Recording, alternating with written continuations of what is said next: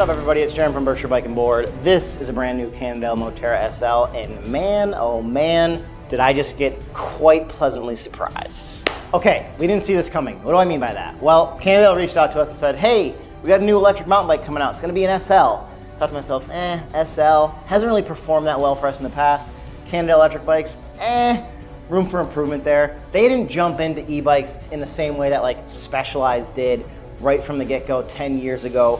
Both feet in, second and third generation at this point, tons of refinement. Like that wasn't Cannondale so far. It felt like Cannondale, as well as a lot of other brands, were making electric bikes because they had to.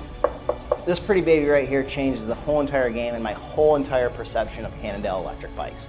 Why? Well, they jumped in with both feet. They built the bike around a powertrain. They did something unique and different that's completely different to everybody else.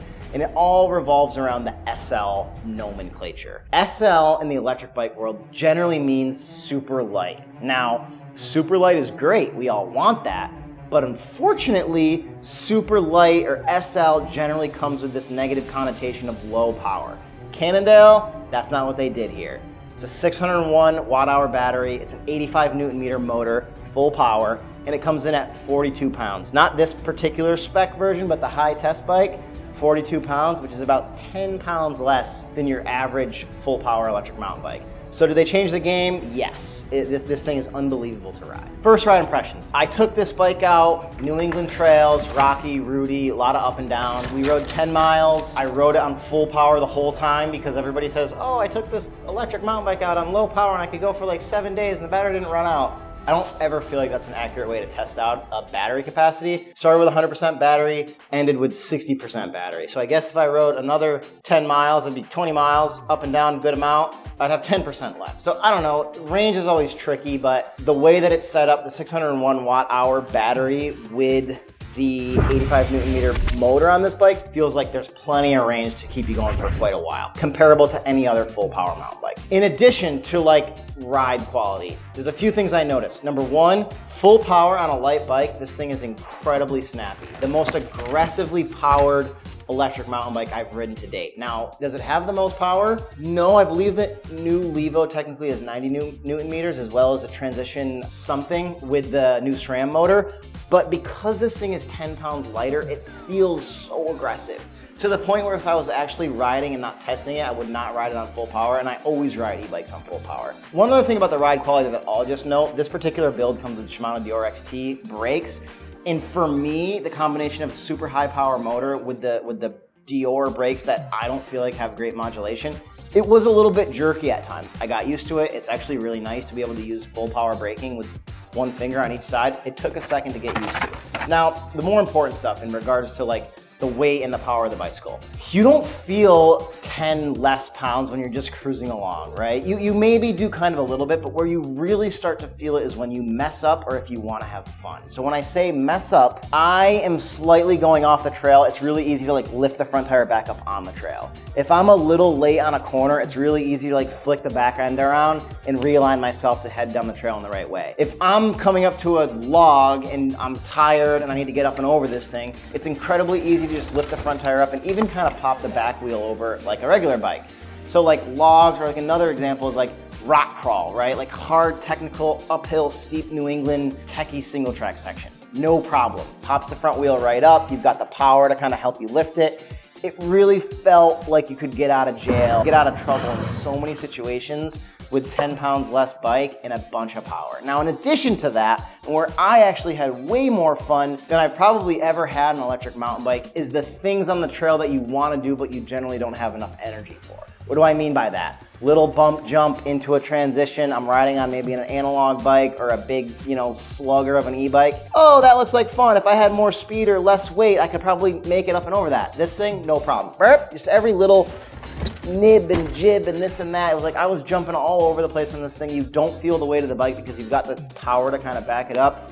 It was an absolute blast to ride. It's been my favorite e-bike to ride to date, which is a bold statement because I've ridden a lot of electric mountain bikes. So, refinement. This is something we talk about constantly in the world of e-bikes because there's a massive scale and To date, Cannondale has not done it that well. But again, this bike changes everything. So when I talk about refinement, on the low end of the scale, think like $1,000 e-bike off of Amazon. There's generally not a torque sensor, just a cadence sensor. The power delivery is really jerky. There's a battery in the motor strapped onto the bike in just random odd places that doesn't work. There's cables and batteries and wires going everywhere. And then the thing fizzles out every 5 minutes because there's too much power for the controller to handle. On the completely other end of the spectrum, I'll use a bike like a Specialized Turbo Levo. They're on Gen 2 or Gen 3 at this point. It's so refined. The cables are all internal. You don't see any like computer cables. All the computers and stuff like that are built into the frame of the bicycle, so it's all recessed.